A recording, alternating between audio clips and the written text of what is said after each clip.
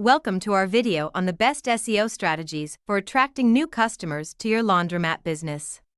In today's digital age, having a strong online presence is crucial to reaching potential customers and increasing your revenue.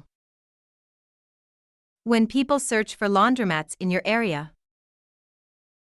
you want your business to appear at the top of the search results. That's where SEO comes in. SEO is the process of improving your website's ranking in search engine results pages by optimizing your website's content, structure, and coding. To attract new customers to your laundromat business, you need to make sure your website is optimized for local searches. This means including keywords that are specific to your business and location, such as laundromat near me or coin-operated laundry in your city. Another effective SEO strategy is creating high-quality content that provides value to your audience. This can be in the form of blog posts, how-to guides, or videos like this one. Social media is also an important tool for promoting your laundromat business and improving your SEO.